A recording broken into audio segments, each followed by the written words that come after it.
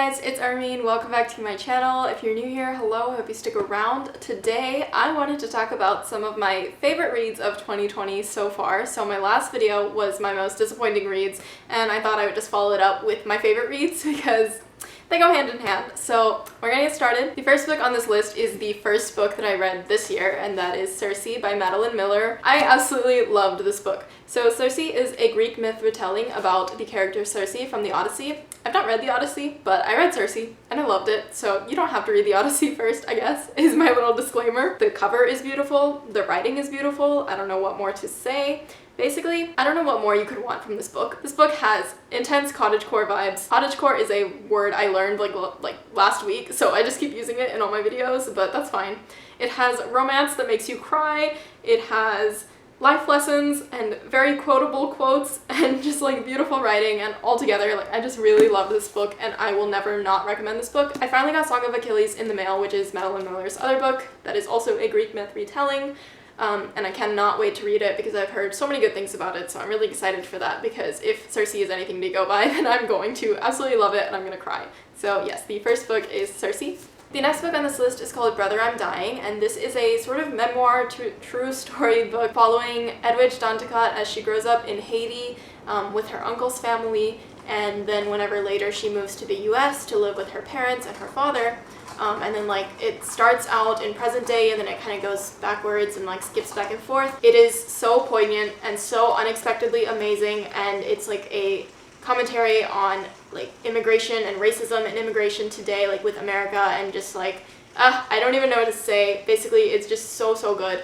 So good. Made me cry. I had to read it for class, and I just keep recommending books I've read for school. So I guess in hindsight you see that you like the books you read in school, but anyways, so I would highly recommend this book. I did a terrible job of explaining what it's about, so I'm sorry, but like, I don't know what else to say. It's just such a good book. So the third book on this list is A Place for Us. I will do a better job of explaining this one. Basically, this is a contemporary novel following an Indian Muslim family. It's told in multiple perspectives, and it kind of talks about family, identity. The basic, I guess, setting of this book is it starts out with the whole family gathered together at the eldest daughter's wedding, and then it kind of goes back in time and then skips back and forth between many different times and settings and characters and just all kinds of stuff. But like, it's so beautifully written. It made me cry. It's just so good, and the ending left me with like a very bittersweet feeling.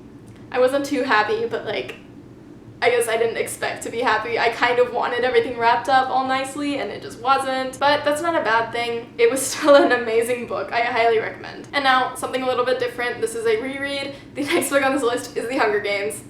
If you don't know what The Hunger Games is, it is a trilogy dystopian set in a future America where 24 tributes every year have to go fight to the death until there's one winner because the district rebelled at some point in the past, and the capital is just full of like really prissy fancy people, and like, what is not to love about The Hunger Games? Like, if you haven't read it, please read it. Like, it definitely holds up to the test of time.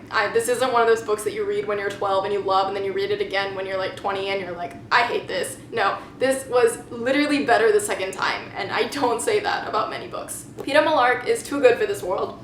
Katniss is incredibly relatable as a teenage character. Like, I know in past books I've said that the teenage characters are just so annoying, and like I don't like reading teen characters anymore just because they're like not relatable at all and they just make bad mistakes all the time.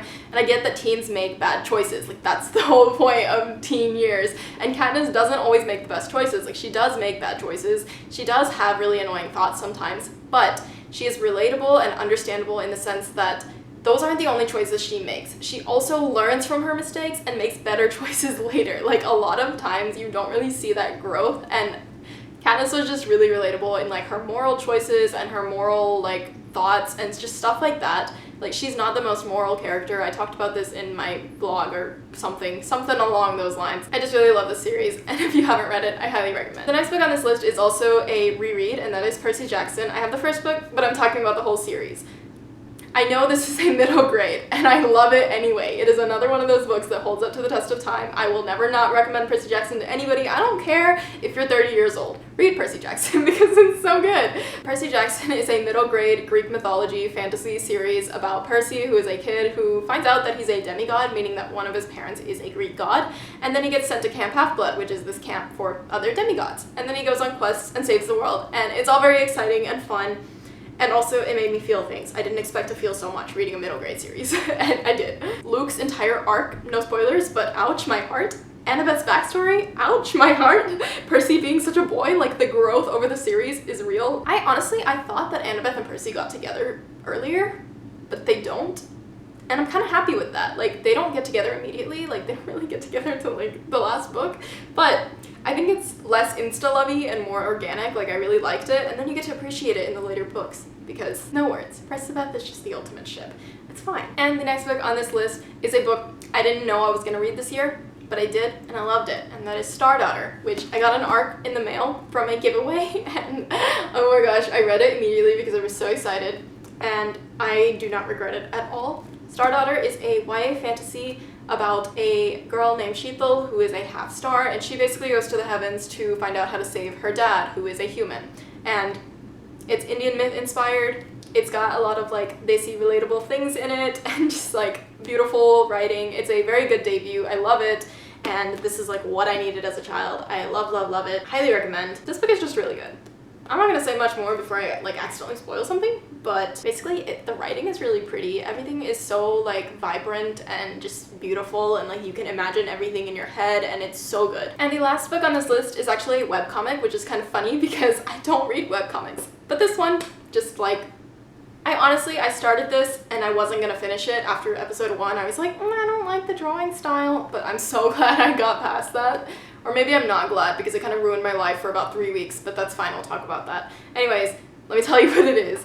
I really loved Lore Olympus, and this is another Greek myth retelling. It's a Hades and Persephone retelling, and it's a webcomic, as I said before.